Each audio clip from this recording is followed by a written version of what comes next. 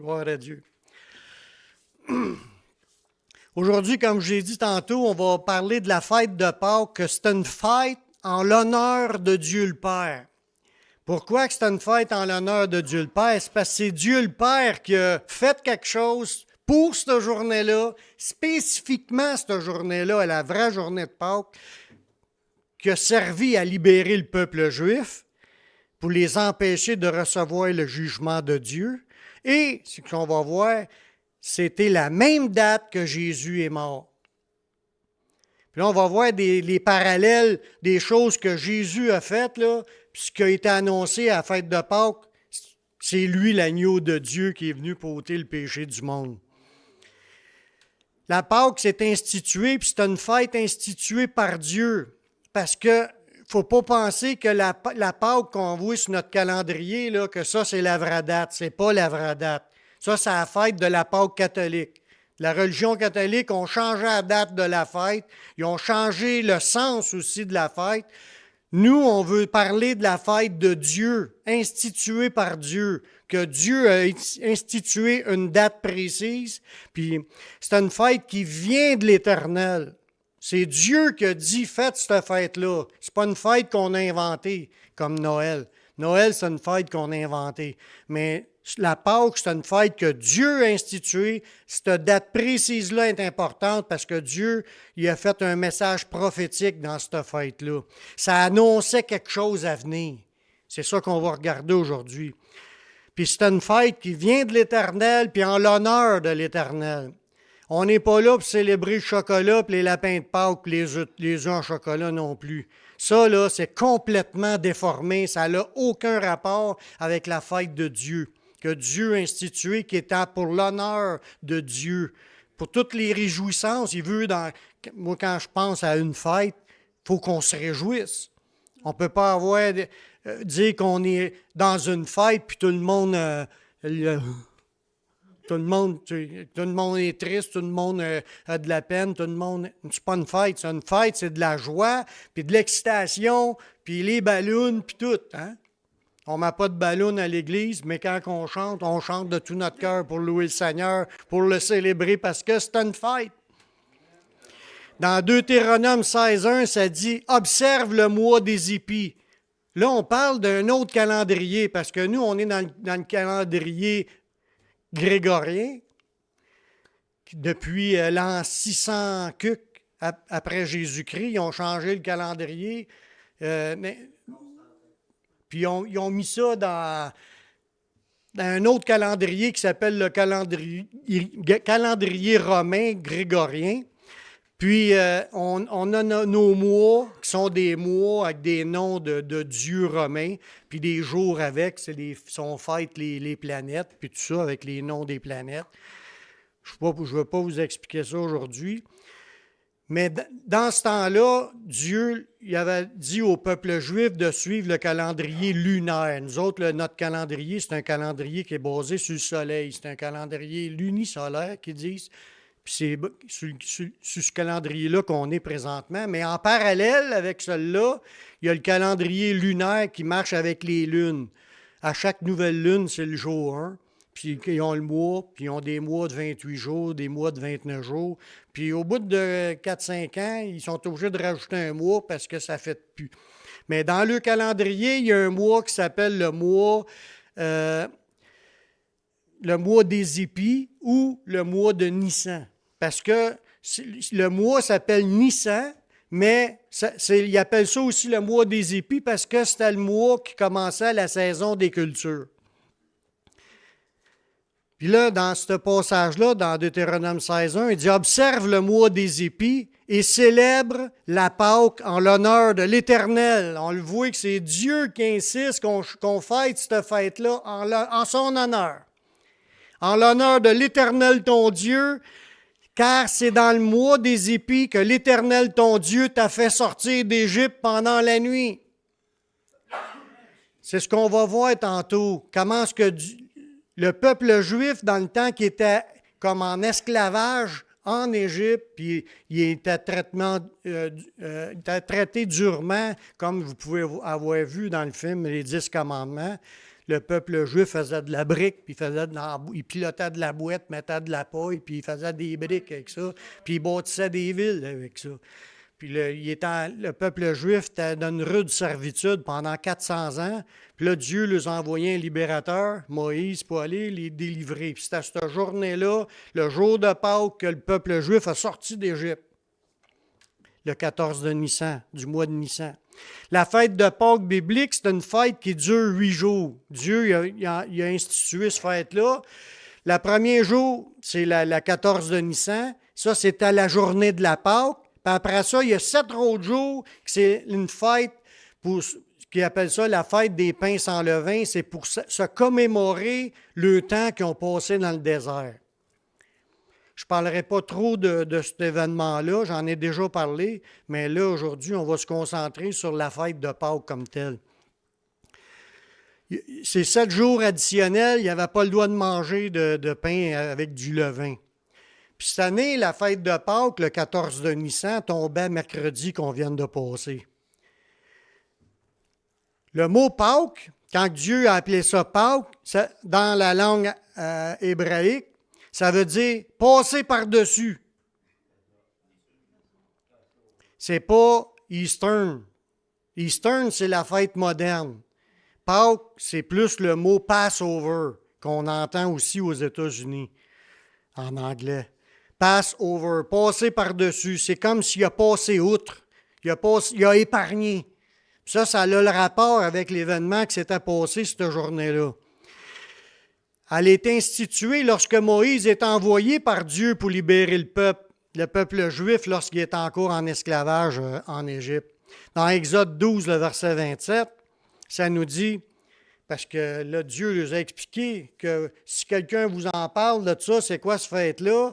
Il dit, vous répondrez, c'est le sacrifice de Pâques en l'honneur de l'Éternel qui a passé par-dessus les maisons des enfants d'Israël en Égypte, lorsqu'il frappa l'Égypte et qu'il sauva nos maisons. Puis là, le peuple il s'inclina puis il se prosterna en entendant ça, parce que c'est vraiment ce qui s'est produit. C'était grave ce qui s'est passé en Égypte cette journée-là. On va en parler dans un autre passage. Mais le peuple juif a été épargné parce qu'ils ont fait ce que Dieu leur avait dit de faire. Le jugement du peuple égyptien qui gardait les Juifs dans une rude servitude était déjà prononcé par Dieu. Puis là, c'était déjà prévu dans son plan qu'il allait chercher Moïse. Puis Moïse a été utilisé par Dieu pour manifester 10 plaies en Égypte. Si vous écoutez le film des 10 commandements, il y a quelqu'un qui me dit... Bon, si à soir à 8 heures, c'est supposé jouer ce film-là, ça va vous donner une idée. Bien moi, je vous conseille plus d'aller le lire dans la Bible parce que les films, des fois, il y a des affaires modifiées. C'est ramassé. Si vous voulez savoir 100% de ce qui est vrai, lisez-les dans la Bible, dans Exode.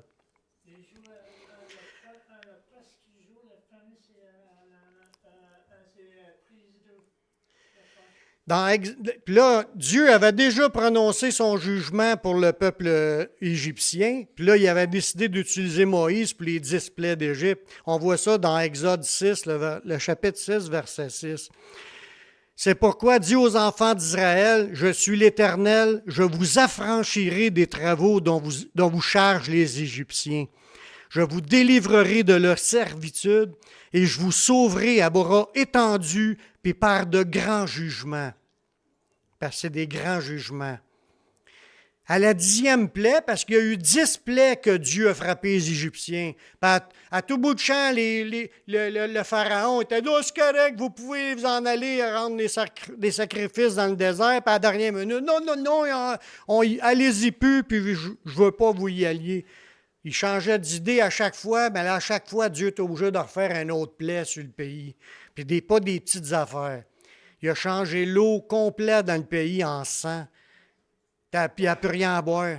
Après ça, il a fait monter des grenouilles, il a fait envoyer des poux. Puis là, on ne parle pas de 2-3 poux. Là. Le pays est infesté de poux. des sauterelles qui ont mangé toutes les récoltes, de la grêle qui a détruit toutes les récoltes. Il y a toutes sortes d'événements extraordinaires, mais pas des petits. Si vous allez lire ce qui est écrit dans la Bible, vous allez apercevoir que c'était grave. Il est en train de détruire tout ce qui était de beau dans le pays. Jusqu'au 10e jugement, la 10e plaie, qui était la plus pire de toutes. À la 10e plaie, Dieu a dit au peuple juif, c'est là qu'il a institué cette fête-là de la Pâque juive, là, il a dit de prendre un agneau d'1 an pour le manger, mais aussi pour prendre son sang de cet agneau-là, pour le mettre sur le cadrage de leur porte, pour être protégé. Ça, c'est pas que le sang d'un agneau est spécial, puis est puissant, puis il va te protéger. Allez pas vous acheter un gigot d'agneau pour mettre du sang sur le cadrage de vos portes, ça n'aura aucune efficacité. C'est une question d'obéissance à ce moment-là pour être protégé. Ce que le peuple juif a fait, ils ont obéi au Seigneur par la foi. Ils ne savaient pas pourquoi ils prendraient ça, là. Ils ont pris ça, il fallait qu'ils mangent ça d'une telle façon. Dieu les avait tout dit qu'est-ce à faire dans cette nuit-là. Puis là, il dit, vous allez mettre le sang sur le cadrage. Puis là, il nous a expliqué qu'il enverrait un ange exterminateur pour aller tuer le premier-né de chaque famille en Égypte qui n'avait pas mis du sang sur le cadrage de leur porte. Dieu a annoncé d'avance le jugement, puis il leur a dit, faites ça si vous voulez être épargnés du jugement. Dans Exode 12,6, ça nous dit, vous garderez l'agneau jusqu'au 14e jour de ce mois, qui était le mois de Nissan, le mois des épis. Et toute l'assemblée d'Israël l'émolera, le brûlera, le fera cuire, un michoui à l'agneau. Immoler, c'est un michoui.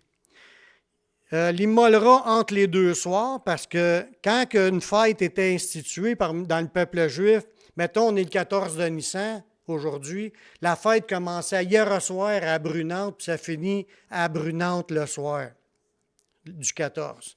Fait que c'est entre les 2 soirs, il y avait tout le soir et la nuit, puis la journée pour manger cet agneau-là. Puis c'est ce soir-là que Jésus a mangé la Pâque avec ses disciples. Ce qu'on voit dans les évangiles, puis qu'il a passé la nuit debout, puis il a été capturé dans la nuit, là, quasiment le matin, puis il a été torturé dans le jour, puis il est mort l'après-midi. Là, il dit, on prendra de son sang, puis on le met sur les poteaux de la porte, puis des linteaux de la porte, où l'on le mangera. Dieu a fait une promesse de protéger de l'ange exterminateur tous ceux qui mettaient le sang de l'agneau sur leur corde de porte. Parce que le jugement, il était annoncé, c'était la 10e plaie pour l'Égypte. Puis c'était la plaie que tous ceux qui n'avaient pas de sang sur leur cadrage parce qu'ils ne croyaient pas en ce que Dieu avait dit, fait que l'ange exterminateur était pour frapper le premier-né de chaque famille, frappé de mort. Dans Exode 12, ça dit, « Cette nuit-là, je passerai dans le pays d'Égypte et je frapperai tous les premiers-nés du pays d'Égypte, depuis les hommes jusqu'aux animaux, et j'exercerai des jugements contre tous les dieux de l'Égypte. Je suis l'Éternel. Le sang vous servira de signe sur les maisons où vous serez. Je verrai le sang et je passerai par-dessus vous. » C'est là qu'on voit le plan merveilleux de Dieu, que si quelqu'un avait pris le sang de l'agneau qui avait été tué pour le manger, puis a mis ce sang-là, ça le protégeait du jugement de Dieu, cette journée-là. Puis quand Dieu passera par-dessus, là, puis qu'il voit le sang, puis il passe par-dessus, il n'y aura pas de plaie qui vous détruise quand je frapperai le pays d'Égypte. Fait que Dieu avait fait une promesse à ceux qui ont des oreilles pour entendre. La promesse était donnée, ça aurait pu être même un Égyptien qui aurait pris le sang et aurait été protégé. L'important, c'est qu'il y ait le sang qui soit sur le cadrage. C'est le signe que Dieu voulait voir, un signe de foi. Dieu ne faisait pas de blagues. Quand Dieu dit quelque chose, ça va arriver. Tous ceux qui n'ont pas obéi à faire le sacrifice de l'agneau et à mettre le sang ont été frappés par l'ange exterminateur. Les premiers-nés de chaque famille ont péri dans toute l'Égypte. Y a-t-il ici des premiers-nés? Merci Seigneur qui ne nous ait pas fait ce coup-là dans le sens de dire, parce que moi aussi j'étais le premier-né. Je ne suis pas sûr, je ne sais pas si mes parents auraient obéi, je pense pas. Nous autres, on sera considérés comme ceux de l'Égypte qui ne connaissent même pas l'Éternel, puis on est en train de servir des faux dieux. Dans Exode 12, verset 29, « Au milieu de la nuit, l'Éternel frappa tous les premiers-nés dans le pays d'Égypte, depuis le premier-né de Pharaon assis sur son trône, jusqu'au premier-né du captif dans sa prison. » Imagine-toi. Jusqu'à tous les premiers-nés des animaux. Pharaon se leva de nuit, lui ou tous ses serviteurs et tous les Égyptiens, puis il eut de grands cris en Égypte, car il n'y avait point de maison qu'il n'y eût un mort. Tu vois que Dieu ne riait pas. Quand il dit qu'il va faire quelque chose, il faut écouter. Puis ça, là, c'était l'institution de la Pâque. Le 14 de Nissan, c'est une date, n'oubliez pas cette date-là, c'est une date dans le calendrier lunaire que Dieu a frappé de son jugement tous ceux qui n'avaient pas mis le sang de l'agneau sur le cordrage de leur porte. Là, on va rentrer dans des explications, qu'est-ce que ça a le rapport avec Jésus dans la Nouvelle Alliance, avec nous aujourd'hui aussi. Ce qu'on voit dans la Bible, dans la suite des temps, il y a eu des prophètes qui ont parlé de la part de Dieu. Il y a des prophètes qui ont annoncé d'avance la venue d'un agneau qui souffrirait pour nos péchés. C'est là qu'on rentre dans quelque chose d'annoncé encore. Puis si on parle de centaines d'années avant que Jésus vienne, là, dans Isaïe 53, le verset 6.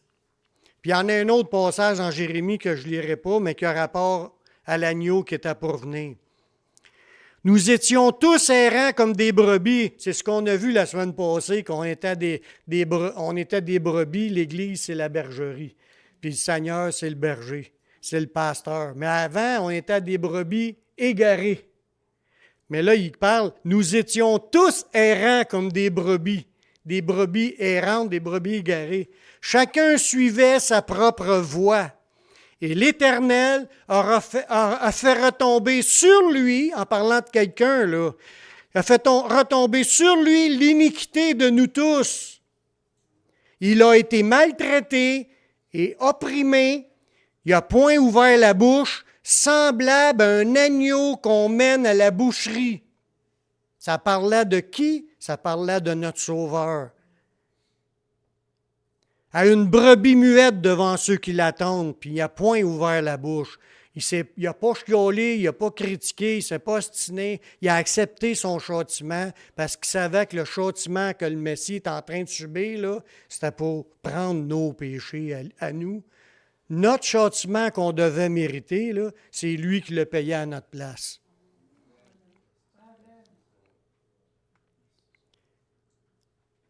Le Messie, Yeshua, a été présenté par Jean-Baptiste comme étant l'agneau de Dieu envoyé comme sauveur des péchés du monde. Jean-Baptiste, là, ça le dit dans les prophéties, ça annonçait que Jean-Baptiste viendrait, ça annonçait que Jean-Baptiste était pour préparer le chemin du Seigneur, de préparer le chemin de Yahweh, de Dieu le Père, que ça dit dans l'Ancien, dans la prophétie. Yeshua, c'est Dieu le Père qui est venu en forme humaine. Puis quand Jean-Baptiste est envoyé, il ne savait pas c'est qui était pour être l'agneau de Dieu. Il savait qu'il était pour le voir puis le présenter aux autres. Puis celui qui avait envoyé Jean-Baptiste, il a dit, celui sur qui tu vas voir la colombe descendre, c'est lui l'agneau de Dieu, c'est lui le sauveur. Fait que quand Jésus s'est été se faire baptiser, la colombe est venue, puis elle s'est déposée sur lui, le signe était révélé, c'était le Messie. Le Messie, c'était Yeshua, le Messie, Jésus. Puis quand le lendemain de ce qu'il a vu ça, ça dit, le lendemain, il vit Jésus venant à lui et il dit, « Voici l'agneau de Dieu qui ôte le péché du monde. » Fait que là, le monde, dans ce temps-là, ne devait pas comprendre, à moins qu'il connaissait le passage prophétique de Isaïe 53 qui disait qu'il y aura quelqu'un qui prendrait les péchés des autres puis qui les expierait. Mais lui, même, je ne sais pas si Jean-Baptiste, sur le coup, comprenait ce qu'il disait, mais il annonçait quand même, ça nous est resté par écrit aujourd'hui. Il annonçait que c'était Jésus, l'agneau de Dieu. Vous allez comprendre c'est quoi après ça plus loin, dans le rapport qu'il y a entre Jésus et l'agneau dans la fête de Pâques qui a eu du sang de mis ses cordrages de porte. Yeshua le Messie, l'agneau de Dieu qui ôte les péchés du monde, est mort le même jour que le sacrifice de la fête de Pâques avait été ordonné par Dieu, le 14 de Nissan. C'est là que c'est fort. Dieu, quand il a choisi cette date-là, le 14 de Nissan, là, il savait qu'est-ce qu'il était pour faire 2000 ans plus tard ou 1500 ans plus tard. Il savait qu'il était pour envoyer son Fils ou descendre lui-même, Dieu descendu en forme humaine, puis il était l'agneau de Dieu.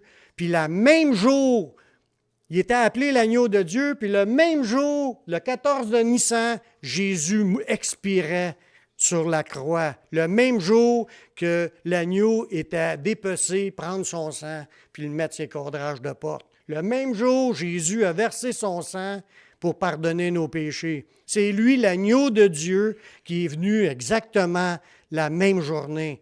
C'est pas un hasard. C'est calculé par Dieu, puis c'est ça une prophétie. Quand Dieu annonce quelque chose prophétique, c'est qu'il annonce d'avance par soit directement ou indirectement, que telle affaire va arriver telle date. Il annonce des affaires. Dieu en a annoncé plein d'affaires dans la Bible qui vont arriver. Mais celle-là, c'est annoncé, puis que le Messie est mort cette journée-là, c'est pas un hasard. C'est Dieu qui avait tout en contrôle les situations. Dieu y annonce que c'est grâce au sang de l'agneau de Dieu, Yeshua, que nous sommes maintenant sauvés du jugement éternel de Dieu pour nos péchés. Autant que les Juifs ont été sauvés du jugement de Dieu parce qu'il y avait le sang qui était sur le cadrage de porte, autant qu'aujourd'hui, depuis 2000 ans, celui qui a le sang de Jésus sur lui parce qu'il a donné sa vie au Seigneur, il a été pardonné, puis Dieu regarde, puis il voit le sang de Jésus, puis il ne sera pas jugé. Il ne sera pas envoyé dans les temps de feu. Le sang de Jésus fait plus que nous sauver du premier-né de notre famille. Il nous sauve de notre âme, notre propre vie, de nous permettre de vivre dans l'éternité avec lui.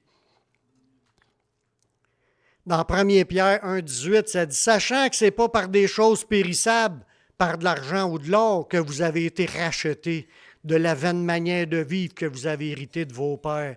Mais c'est par le sang précieux de Christ comme d'un agneau sans défaut et sans tache. » Je n'ai pas parlé de cela, mais quand que les Juifs prenaient un agneau, il ne fallait pas que ça soit une bête infirme ou malade. Il fallait que ça soit une bête sans défaut et sans tache. Sans tache, ça veut dire qu'elle est tout blanche. Mais c'est la même chose, Jésus, il était sans défaut et sans tache. Il n'a fait aucun péché. C'est ça le rapport. C'est par son sang précieux de l'agneau de Dieu que là, on a été rachetés. Depuis 2000 ans, le Christ est la raison de fêter notre Pâques. C'est lui qui a versé son sang pour nous sauver. C'est notre Pâques. Nous croyons au sacrifice de Jésus. Donc, cette journée-là de sa mort, parce que Pâques, ce n'est pas la résurrection. Pâques, c'est la crucifixion. La journée de sa mort, c'est une fête qu'on doit célébrer en l'honneur de l'Éternel. Puis c'est notre Pâques. Avant, la Pâques, c'était la Pâques des Juifs. parce qu'ils fêtaient cette journée-là pour leurs raisons qui ont été sortis d'Égypte. Nous, on fête la Pâque parce qu'on fête la Pâque de l'Éternel, que Dieu y est venu en forme humaine, l'agneau de Dieu est mort pour pardonner nos péchés. Donc aujourd'hui, on fête notre Pâque. Dans 1 Corinthiens 5,7, ça dit « Faites disparaître le vieux levain, afin que vous soyez une pâte nouvelle, puisque vous êtes sans levain. Car Christ, notre Pâque, a été immolé. » Jésus n'est pas la Pâque de tout le monde. Il est mort pour tout le monde, mais ce n'est pas tout le monde qui vont profiter de son pardon. C'est juste ceux qui vont à lui. Les autres, ils en sont privés. Ils mettent leur confiance dans leur religion. Nous, on met notre confiance dans la parole de Dieu. Tout va s'accomplir comme ça a été dit. Puis ça nous dit que Christ, c'est notre Pâque. Il a été immolé. Dieu nous dit de célébrer la Pâque en l'honneur de ce que Yeshua a fait. Dans 1 Corinthiens 5,8, qui est juste l'autre verset après, ça dit que Christ est notre Pâque, puis ça dit « Célébrons donc la fête ». Non avec du levain, mais avec un levain de malice et de méchanceté, mais avec les pains sans levain de la pureté puis de la vérité. Mais célébrons donc la fête. Ça veut dire qu'il nous dit de se réjouir puis de fêter la fête de Pâques de Christ qui est mort pour pardonner nos péchés. Les chrétiens, lorsqu'ils mangent le pain et le vin, comme qu'on a fait tantôt, on a partagé le pain et le vin, on annonce que nous croyons et participons au sang de Yeshua le Messie, nous croyons que par sa mort et son sang qui était versé, nous sommes sauvés. Nous y croyons. Mais si on n'y croit pas encore, j'en parle pour que vous vous mettiez à y croire. Parce que c'est important que tous y croient. Si vous voulez vous rentrer dans la vie éternelle, vous n'avez pas le choix de croire ça. Si vous n'êtes pas rendu là, oubliez le reste, là, pensez juste que Pâques, Jésus est mort sur la croix, puis il avait une raison, puis c'était pour vous sauver. Il faut que vous mettiez votre foi là-dedans pour être sauvé. Il n'y a pas d'autre chose qui sauve. C'est pas parce que vous êtes des bonnes personnes, parce que vous en faites encore des péchés. On est tous des pécheurs, même après 40 ans de vie chrétienne, on en fait encore. Mais c'est grâce au sang de Jésus, l'agneau de Dieu, nous autres, on ne l'a pas mis sur le cadrage, le sang. Il est sur nous parce qu'on a cru et on l'a accepté comme notre sauveur. Dieu a versé son sang, puis le sang de Jésus peut nous pardonner, nous purifier de toute iniquité. Quand on fait la Sainte Seine, je l'ai lu tantôt, ça dit, après avoir rendu grâce, il le rompit, il dit, « Ceci est mon corps qui est rompu pour vous. Faites ceci en mémoire de moi. » Puis ça, il était à Pâques, il était en train de célébrer la Pâque juive en mangeant un agneau. Mais là, il est après le repas, c'était la sienne, sa Pâque, qui est en train de nous montrer là, son corps, son sang, le pain, le vin. Il dit ça, prenez ça en mémoire de moi pour vous en rappeler que c'est grâce à ça que c'est la nouvelle alliance. De même, après avoir soupé, il prit la coupe, puis cette coupe, c'est la nouvelle alliance en mon sang. Dieu a fait une alliance avec nous. Si tu crois au sang du Messie, tu vas être pardonné. Tu vas être épargné de la colère à venir. Tu vas être épargné du jugement éternel. Puis il dit de faire ceci en mémoire toutes les fois que vous en boirez. Ça veut dire qu'on le fait une fois par mois, prendre le pain et le vin pour se commémorer. Parce que c'est ce qu'il nous dit l'autre verset suivant. Il dit, « Car toutes les fois que vous mangez ce pain, puis vous buvez cette coupe, vous annoncez la mort du Seigneur. » Quand on le fait tantôt, on a annoncé qu'on croit en sa mort, qu'on croit qu'on participe à son corps. On a pris du pain qui représente un seul pain, qui est Jésus. Son corps qui était rompu pour nous, on participe à ses souffrances qu'il a eues pour nous. Puis on participe aussi à son sang qui était versé, on en a pour nous. Chacun de nous, quand on en prend, il faut vraiment être sûr qu'on est vraiment tu sais, dans le sens qu'on a fait la paix avec Dieu et qu'on l'a accepté. On ne peut pas faire à semblant. Dieu voit les cœurs, puis il sait si on est des vrais ou si on croit vraiment ou si on ne croit pas. Mais il dit, chaque fois que vous allez le faire par la suite, vous annoncez sa mort jusqu'à temps qu'il revienne. Grâce au sang de l'agneau de Dieu, nous sommes maintenant préservés de la colère à venir.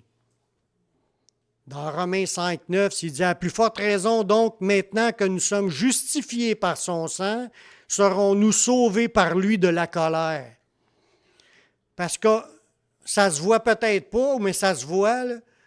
C'est pas tout le monde qui le voit, mais Dieu est en colère. Oui, Dieu est amour. Mais Dieu, il est en colère, mais il se retient. Il dit, celui qui croit au Fils a la vie, celui qui ne croit pas au Fils n'a pas la vie, et la colère de Dieu demeure sur lui. Jean 3, 36. Dieu est en colère, puis elle demeure sur les gens qui ne veulent pas se repentir. Puis s'ils meurent dans cet état-là, ils ne peuvent pas rentrer dans l'éternel. Leur péché les empêche d'entrer. C'est pour ça qu'il faut passer absolument par Jésus pour être lavé de nos péchés, puis que ce soit lui qui ait payé à notre place. Il devient notre substitut. Mais si tu crois au sang, tu es justifié, tu es déclaré juste, puis en plus, tu vas être sauvé par lui de la colère. C'est le même parallèle que le peuple égyptien qui n'ont pas été épargnés de la colère parce qu'ils n'ont pas eu de sang sur le cordrage de porte. 2000 ans plus tard, le sang du Messie est encore aussi puissant pour pardonner, nous purifier et nous sauver. On est 2000 ans plus tard que Jésus est venu, puis on a été pardonnés, on a été justifiés, on a été purifiés, puis on est sauvés. Pour ceux qui y croient et qui le suivent, un jour, ils feront partie de son royaume éternel. On va faire ce qui a été annoncé dans l'Apocalypse, la multitude qui a été sauvée par le sang de l'agneau de Dieu pour faire partie de son royaume éternel. Dans l'Apocalypse, c'est le dernier verset que je vous lis aujourd'hui, dans Apocalypse 1, le verset 5. C'est de la part de Jésus-Christ, le témoin fidèle, le premier-né des morts et le prince des rois de la terre. Là, il dit, à celui qui nous aime, c'est Dieu, qui nous a délivrés de nos péchés par son sang. Il a fait de nous un royaume des sacrificateurs pour Dieu son Père. À lui soit la gloire, la puissance au siècle des siècles. Amen. Amen. Ça parle de nous là-dedans. Là. C'est nous qui sommes les héritiers, pas à cause de nos mérites, c'est à cause du sang de Jésus. Si vous vous sentez pécheur, vous vous sentez indigne, faites juste demander pardon, puis le sang de Jésus vous purifie automatiquement. Vous n'avez pas besoin d'attendre. Croyez à la puissance du sacrifice de notre Sauveur. Autant que parmi les Juifs, il n'y a aucun des Juifs qui avait le cordrage qui a perdu un membre de sa famille. Contrairement à tous les Égyptiens qui n'ont pas eu le sang sur leur cordrage, ils ont tous perdu le premier-né dans toutes les maisons d'Égypte. Wow! Amen. Seigneur, je te remercie pour ta parole, je te remercie pour les sujets de réjouissance. On réalise encore plus, Seigneur, comment est-ce que tu es mort sur la croix, tu as versé ton sang, puis ton sang nous assure le salut. Merci, Seigneur, de nous avoir sauvés. Il n'y a pas rien d'autre qui compte dans cette vie. Merci d'avoir fait de nous tes enfants, d'avoir fait de nous un royaume de rachetés, un royaume de gens qui vont vivre l'éternité avec toi. Seigneur, sois glorifié dans nos vies. Merci pour tout, puis on veut continuer à se réjouir avec un bon repas ensemble. Merci pour toute cette abondance. Puis bénis aussi le temps de louange après-midi. Ce qu'on veut, c'est encore te proclamer, t'élever, te glorifier. Je te prie dans le nom de ton Fils Yeshua. Amen.